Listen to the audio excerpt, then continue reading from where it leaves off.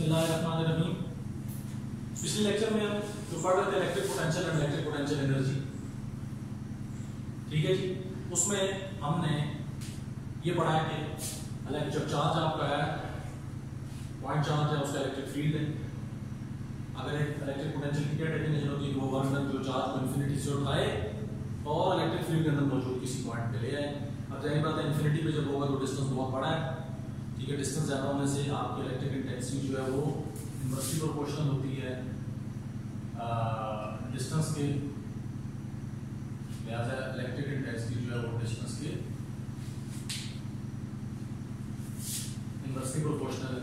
लिहाजा डिस्टेंस जब बहुत ज़्यादा होगा तो इलेक्ट्रिक इंटेंसिटी की वैल्यू भी चेंज होगी, यानी डिस्टेंस के साथ वो इनवर्सली वेरी करती है। जो डिस्टेंस ज़्यादा होगा इलेक्ट्रिक इंटेंसिटी कम होगी, जो डिस्टेंस कम होगा पॉइंट चार्ज से टेस्ट चार्ज का तो इलेक्ट्रिक इंटेंसिटी ज़्यादा होगी। इसका मतलब इलेक्ट्रिक इंटेंसिटी आपकी कांस्टेंट नहीं है, वेरिएबल है। लिहाजा फिर हम उसे किसी कैलकुलेशन में इस्तेमाल नहीं कर सकते। उसके लिए हमें सबसे पहला काम क्या करना पड़ेगा, इलेक्ट्रिक इंटेंसिटी को कांस्टेंट करना पड़ेगा। और मैंने आपको पहले भी बताया कि किसी वैल्यू को वेरिएबल है उसे कांस्टेंट करना है तो आप उसकी एवरेज वैल्यू निकाल लें। और अगर आपको पाथ वेरिएबल है या कोई ऐसा ग्राफ वेरिएबल है तो उसका बेहतरीन तरीका ये है कि आप उसे छोटे छोटे पैचेस में डिवाइड कर लें, इतने छोटे पैच में कि हर पाथ बहुत छोटा हो ताकि उसके अंदर इलेक्ट्रिक फोर्स इलेक्ट्रिक फील्ड सारी क्वांटिटीज क्या हो, कांस्टेंट हो।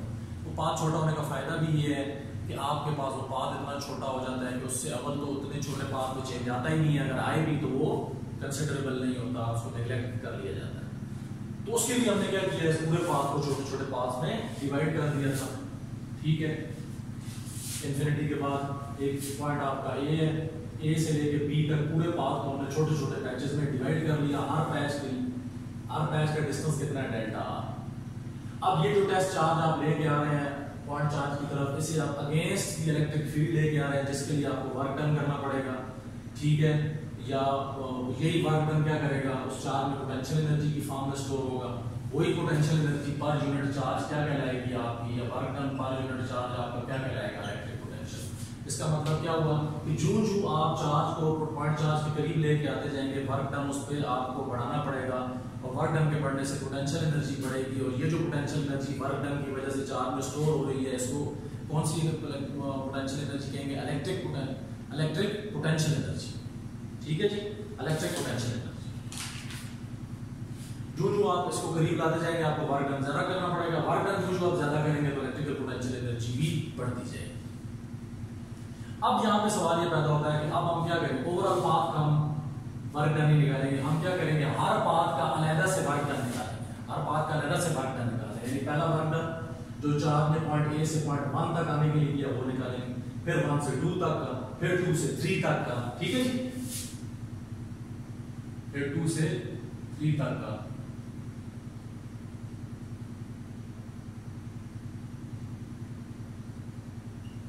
इसी तरह एंड में जाके n-1 से n तक, फिर n से p तक। हर पाथ का जब हम अलग से वर्क डन निकाल लेंगे तो फिर क्या करो, ये पाथ क्यों छोटे छोटे, फिर बताओ पाथ से छोटा करें ताकि जो वर्क डन निकालने के लिए आपकी जो फोर्स है वो कांस्टेंट हो जाए।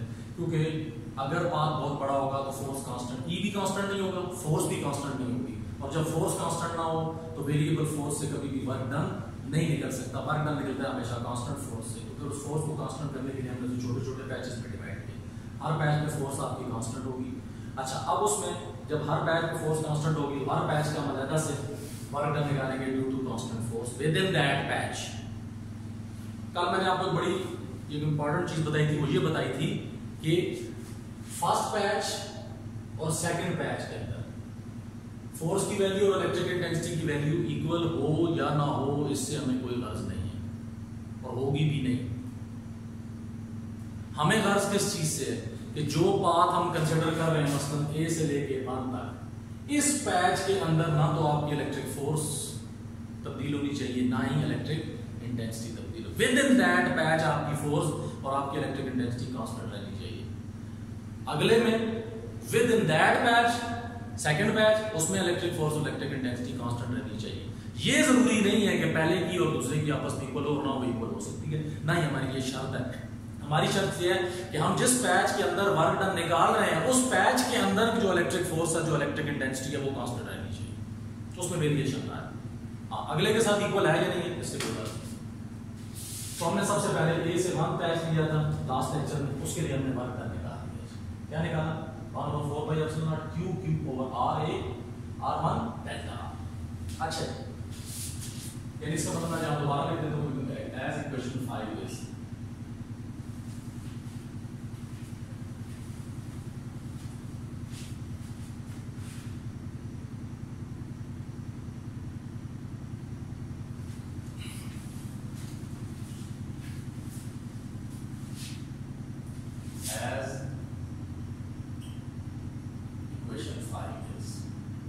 क्या जी आपके पास delta W 1/4 Q Q over R A R1 delta. Now for path for first path from A to 1 delta R किसके बराबर है R A minus R1। Given equation 5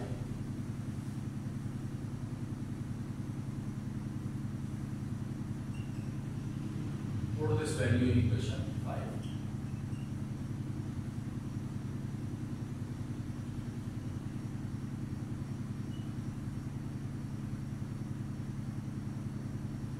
delta R की जगह पे आ जाएगा आर ए माइनस R1। हम क्या करते हैं जी यहाँ पे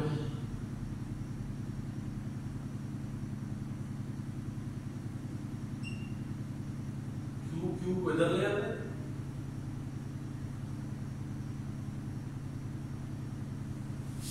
और आर ए R1 को इसके नीचे ले जाते हैं आर ए R1।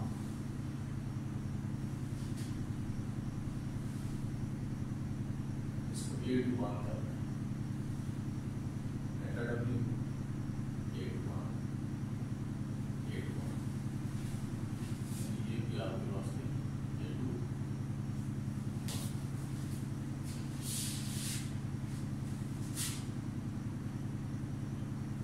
और 4/ε इसको इससे भी डिवाइड कर देते हैं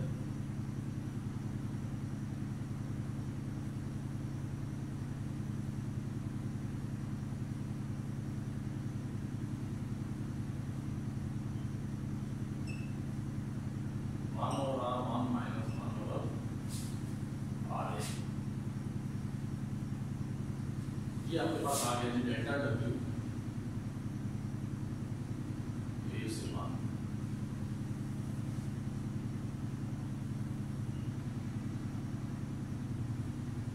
equation 6।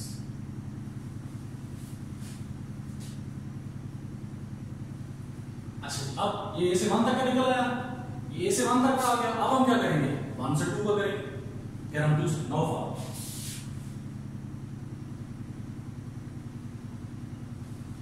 For path 1 to 2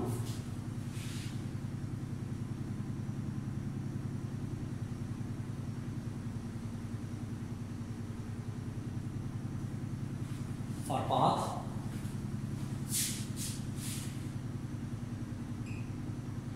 1 to 2। इसका क्या होगा डेल्टा डब्ल्यू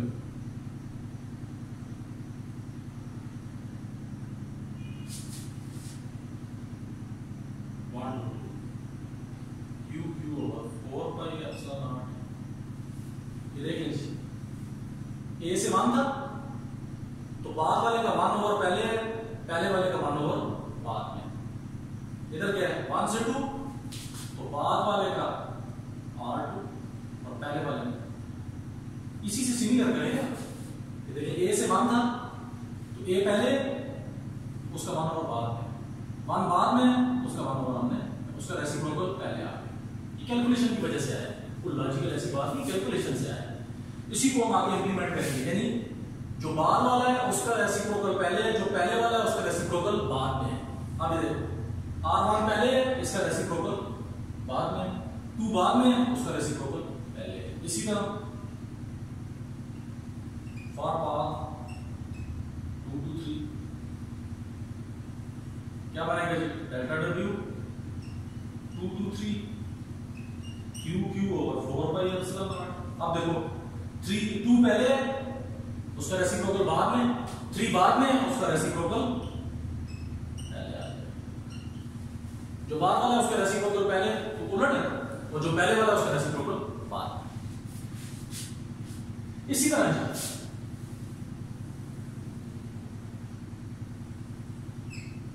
नो फार आगे देखो, आगे हम चलते सो ऑन चल।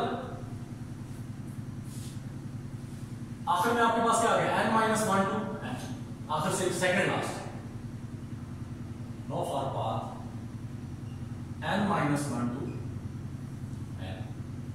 डेल्टा w क्या होगा आपके पास,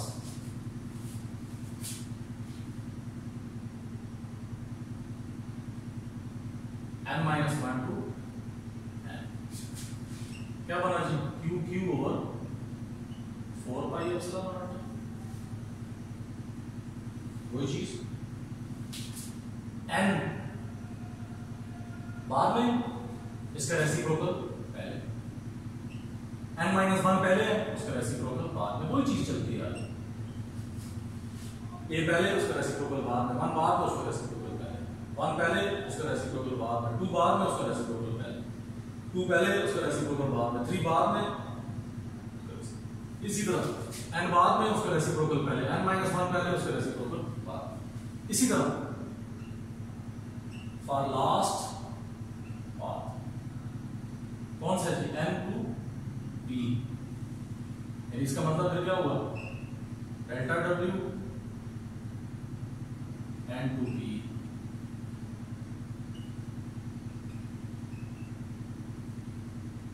b बाद में, उसका रेसिप्रोकल पहले, यानी जो बाद वाला है उसका रेसिप्रोकल पहले आ जाएगा ब्रैकेट में, और जो पहले है उसका रेसिप्रोकल बाद में।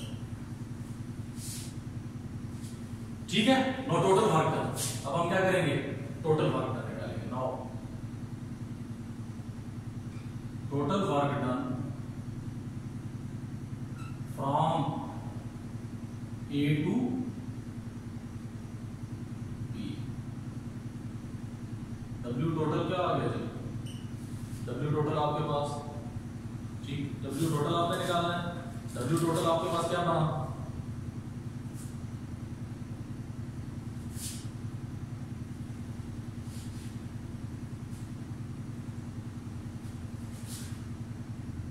यानी आप इसको यूं भी कह सकते हैं, from infinity to point charge, from infinity to point charge. तो क्या बनेगा जी आपके पास,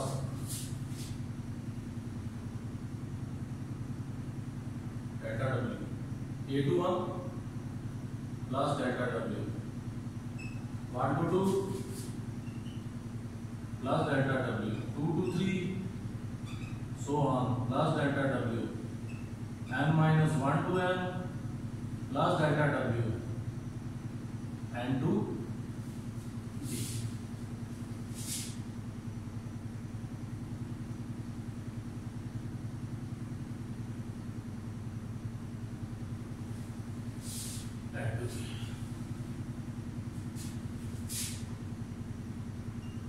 अब वैल्यूज पुट करते जाओ, Q Q over 4 pi epsilon naught, 1 over r1 minus 1 over r plus q Q over 4 pi epsilon naught 1 over r2 minus 1 over r1 plus q Q over 4 pi epsilon naught 1 over r3 minus 1 over r2। ठीक है जी, इसी तरह plus so on q Q over 4 pi epsilon naught 1 over r n minus 1 over r n minus 1 plus q Q over 4 pi epsilon naught 1 over r n minus 1 over R B minus 1 over r N.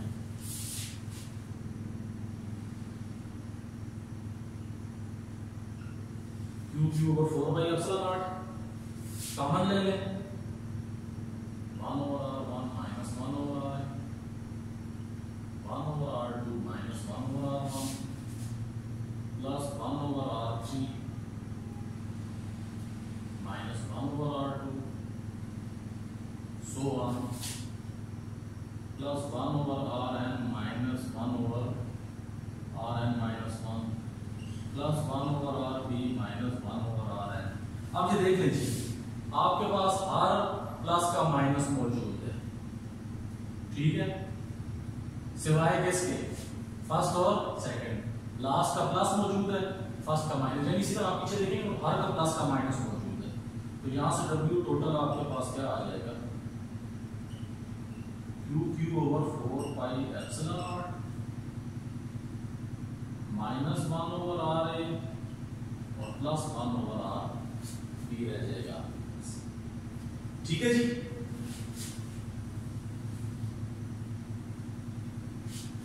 तो आपके पास अब net work done क्या आ गया,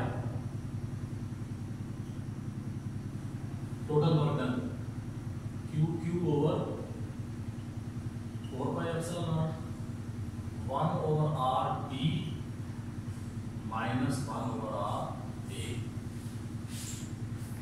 ठीक है जी।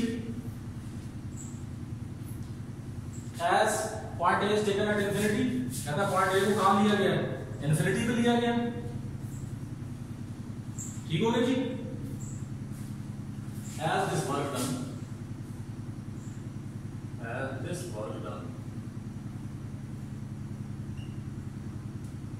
brings the charge from infinity to the point in the field, it means point A is considered at infinity। Point A को कहां पे लेंगे, इंफिनिटी पे लेंगे। इसका मतलब क्या हुआ, पॉइंट, इट मींस इसका मतलब ये इलेक्ट्रिक पोटेंशियल की क्या डेफिनेशन है, वो वर्क डन जो चार्ज को इंफिनिटी से उठाए और इलेक्ट्रिक फील्ड के अंदर मौजूद किसी पॉइंट पे ले गया है। इसका मतलब फिर क्या हुआ, बी पॉइंट तो आपका बिल्कुल चार्ज के करीब है ना, इसका मतलब ये हुआ कि पॉइंट ए आपका कहां पे है, इंफिनिटी। इंफिनिटी का मतलब out of field, end point in a field is point b, और पॉइंट जो फील्ड के अंदर वो कौन सा, as point A is at infinity, point A कहां पे, infinity पे, that is out of field, so क्या होगा जी, distance of point A किसके बराबर हो गया, infinity। point A infinity पे, जैसा R A क्या चीज है, R A is distance of point A from point charge, R A is distance of point A from point charge, RA is distance of point A from point charge। अब ये equation कौन सी है आपके पास, equation 7। Put RA is equal to infinity in equation 7। तो क्या बना जी आपके पास, W total Q Q over 4 pi epsilon 1 over R B minus 1 over infinity. 1 over infinity किसके बराबर होता है,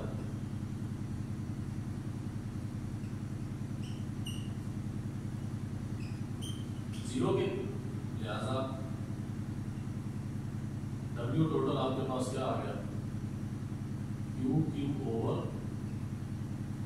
4 pi epsilon naught 1 by r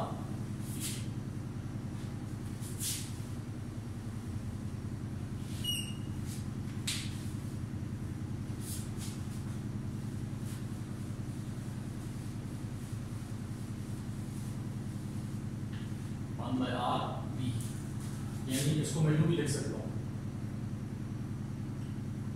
W total Q Q और 4 by epsilon naught और ये r b बाहर आ जाएगा, या इसका यूं भी तरीका हो सकता है 1 over 4 by epsilon naught Q Q over r b. This is equation.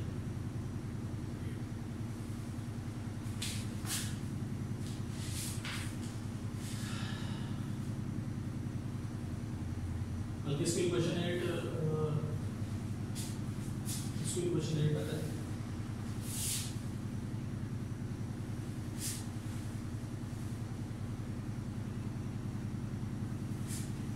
In general form में जब भी लिखते हैं तो सबस्क्रिप्ट या सुपरस्क्रिप्ट, सबस्क्रिप्ट रहा है, सबस्क्रिप्ट जो नीचे यानी ये सबस्क्रिप्ट जनरल फॉर्म में सबस्क्रिप्ट गायब हो जाता है और उसको गायब जो ना दें उसे हम इग्नोर कर देते हैं, तो जनरल फॉर्म स्टैंडर्ड फॉर्म लिखते हैं, तो Q Q over R B की जगह क्या आ जाएगा R, ठीक है।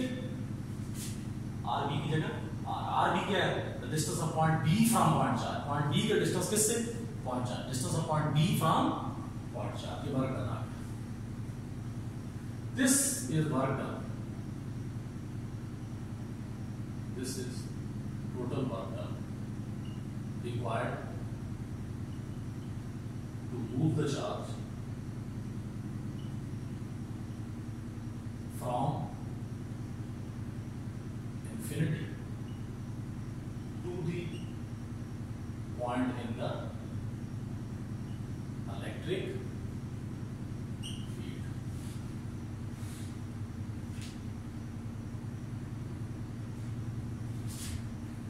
ठीक है जी, ओवरकम रिपल्शन, किसको ओवरकम कर, रिपल्शन,